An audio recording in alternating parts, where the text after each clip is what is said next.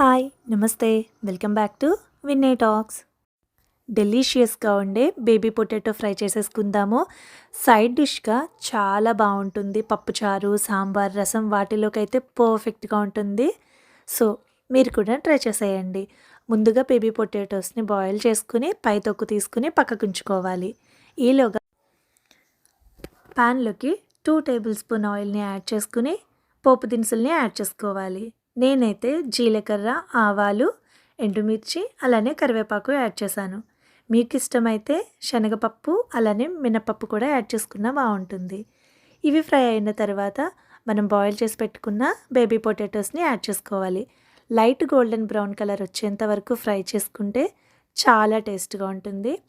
ఫైనల్గా టేస్ట్కి సరిపడా ఉప్పు, కారం, ధనియా పౌడర్ లేదా గరం మసాలాని యాడ్ చేసుకుని జస్ట్ 1 మినిట్ అయితే సాట్ చేసుకుని ఫైనల్గా కొత్తిమీర యాడ్ చేసుకుని సర్వ్ చేసుకోవడమే. చాలా డెలీషియస్గా ఉంటుంది. కిడ్స్ అయితే చాలా ఇష్టంగా తింటారు. ఓన్లీ రైస్లోకి మాత్రమే కాకుండా చపాతీ వాటిలోకి కూడా తినడానికి చాలా బాగుంటుంది. సో మరి మీకు ఈ వీడియో నచ్చిందా? నచ్చినట్లయితే డెఫినెట్లీ ఛానల్ని సబ్స్క్రైబ్ చేసి లైక్ చేసి షేర్ చేసేయండి. ఇలాంటి మరిన్ని వీడియోలు పోస్ట్ చేస్తూనే ఉంటాను. Thank you so much for watching.